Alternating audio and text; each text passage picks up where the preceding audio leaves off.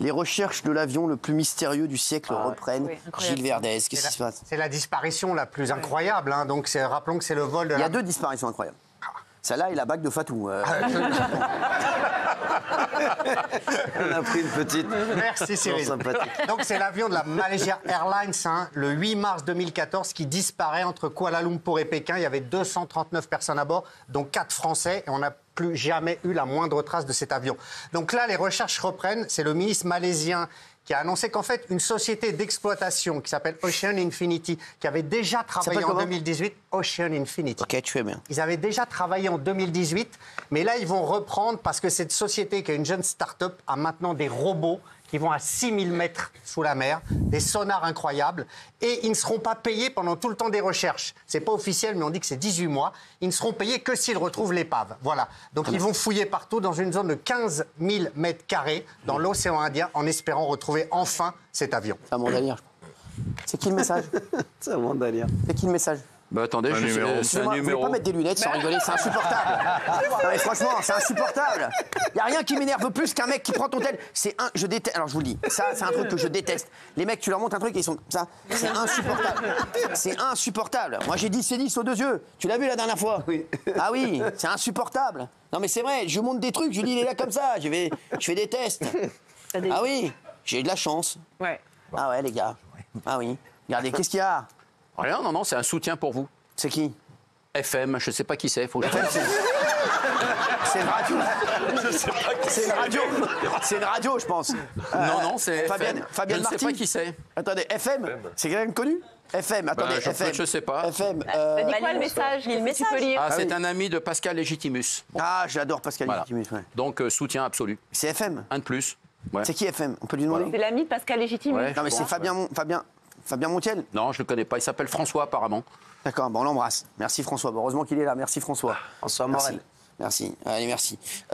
Allez, un oiseau lâche une main humaine dans une cour des craies. Qu'est-ce que c'est que cette histoire? C'est vous, ça c'est qui? C'est Michel? Non, c'est moi. Ah bon. C'est là-bas. Vous êtes juste venu pour mettre un beau pull, vous? J'ai bien compris. Je sais, mon Michel, je rigole, mon bébé. Tu sais, je vais te dire, tu es toujours un plaisir pour les yeux. C'est déjà très important. Oui, Gilles. C'est une histoire terrifiante, parce que non seulement c'est une main humaine, mais il est très probable que ce soit une main d'enfant. Ah ouais, mais... Alors je vais vous expliquer ce qui s'est passé. En fait, ça se passe en Irlande, à Dublin. Il y a une école qui est survolée par un oiseau. Et à un moment, les gens sont interloqués. Ils voient quelque chose tomber du bec de l'oiseau. À ce moment-là, ils se disent, qu'est-ce que c'est? Là, l'Irlande est en vacances scolaires. Donc ça tombe à ce moment-là dans une cour d'école primaire qui est déserte. Mais les gens se précipitent, ils préviennent les autorités qui viennent. Et effectivement, la zone est bouclée, l'enquête commence, mais ce serait une main d'un enfant de 12 ans qui avait été blessé dans une explosion la veille de l'incident. La veille de l'incident, il a été blessé. Et l'oiseau aurait récupéré sa main. En fait, c'était des enfants qui jouaient avec une bouteille de gaz. Elle a explosé dans les mains de la victime et sa main a été arrachée à ce moment-là. Mais pour le moment, ils n'ont pas établi un lien formel entre les deux, c'est probable, mais ils font procéder à des analyses ADN pour savoir si vraiment c'est la main de cet enfant de 12 ans qui a été retrouvée. Ouais. Merci. Incroyable. Merci, Gilles. Merci, Gilou. Oui, bonsoir. Alors, Gérard Depardieu, c'est vous? Ah, c'est pas moi non plus. C'est vous? Oui. Donc, vous me direz pourquoi vous êtes venu. Hein, il est déjà 21h05 à ce rythme-là. Hein. Quel braquage. Non, bah oui, oh, ça va. Bah, à ce rythme-là, la prochaine fois, on va acheter des pulls, hein, et puis c'est tout. Hein. Je viendrai à 8h30. Gérard Depardieu, ils veulent pas le lâcher. Alors, ça veut dire Gérard Depardieu, là, il lui sort tous les jours un truc à Gérard. Oui. Alors, vous savez que c'est mon ami. Oui. Voilà, mais dites, allez-y. Et puis je vais vous donner la réponse Après. de son avocat après. Oui. Donc on a appris hier qu'il était visé par une enquête pour fraude fiscale aggravée et blanchiment. L'enquête durait depuis 1 an, elle est menée par le parquet national financier. En fait, il y a eu des dénonciations de l'administration fiscale et il se demande si Gérard Depardieu ne s'est pas faussement domicilié en Belgique pour ne pas payer d'impôts en France. Il n'a pas été entendu, mais il y a eu des perquisitions dans certains de ses domiciles et ils veulent savoir en fait quel montant d'impôts il pourra avoir souscrit à l'administration française.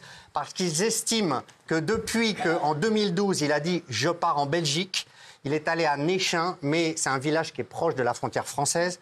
Et ils n'ont pas retrouvé vraiment de domiciliation. C'est-à-dire qu'il a dit, oui, je suis chez un ami, oui, je suis à Tournai, oui, je suis à Mont-Saint-Aubert, à quelques kilomètres de Tournai. Il a créé ou racheté plusieurs sociétés en Belgique. Il soupçonne des montages financiers et il soupçonne qu'en fait, il ne résidait pas réellement en Belgique. Voilà. Donc, on en est au stade des perquisitions. Je l'ai dit pour le moment, pas entendu. Et je vous donne la réponse de son avocat, maître Jérémy Assous, qui a répondu à Mediapart, parce que l'enquête sort dans Mediapart. Il dit « L'administration fiscale s'évertue depuis des années à tenter d'établir ce que vous affirmez. Malheureusement pour elle, et à votre grand désespoir, le résultat sera le même. » Donc voilà, pour le moment, il n'y a pas d'aboutissement à cette enquête qui est ouverte depuis 1 an autour de Gérard Depardieu. Merci. Voilà. Merci Gilles. Ah, Mohamed Amra a remis aux autorités françaises... Oui, là, c'est moi. Ouais. Heureusement que vous avez passé une tête. Hein. Oui. Alors, effectivement, il y a quelques minutes, le Falcon de l'armée a atterri à Vélizy-Villacoublay. Et Mohamed Amra a été présenté à la cité judiciaire, donc au tribunal Porte de Clichy.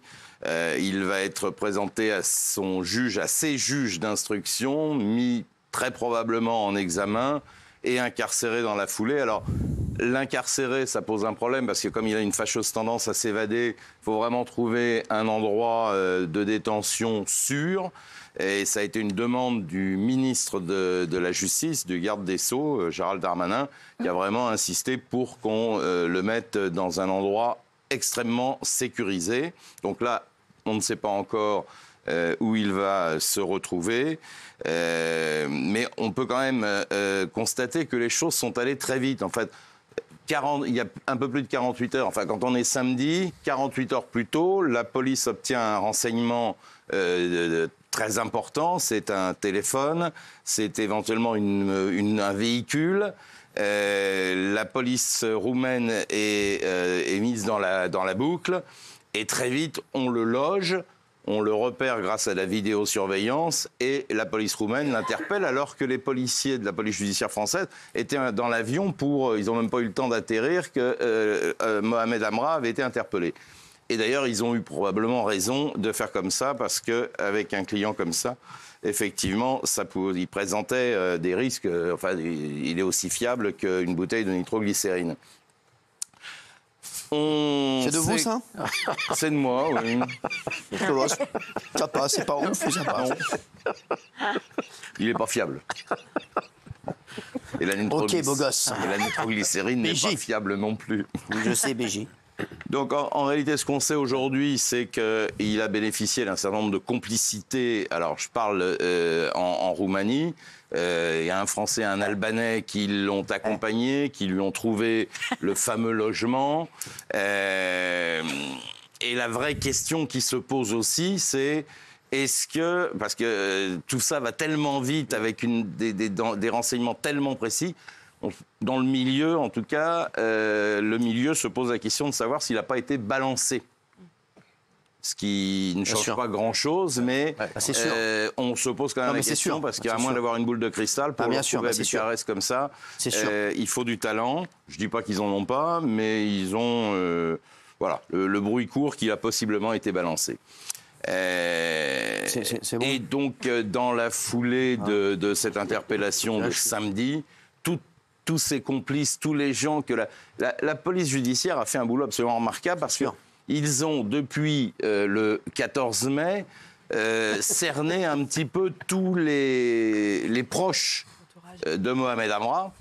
Ils ont remonté à peu près toute l'équipe et ils sont très bien compartimentés. Ce qui fait qu'il y a ceux qui ont préparé l'évasion, ceux qui ont l'opération commando au péage, et puis ceux qui sont occupés de sa cavale. Ils ont réussi à retrouver à peu près tout le monde. Il y a une trentaine de gardes à vue en cours, encore actuellement. Et bien évidemment, il n'était pas question d'interpeller tous ces gens-là avant d'avoir la cible principale qui était Mohamed Amra. Merci Michel. Ouais. Oui, je suis un peu... On a pris plein la gueule. Hein. Bon, allez. C'était bien mon Michel. Tu as toujours un plaisir pour les yeux. Regarde Isabelle, comment elle te regarde. Oui, il y a beaucoup de charme. Ça y est. Vous voudriez faire un portrait de lui? Ah oui.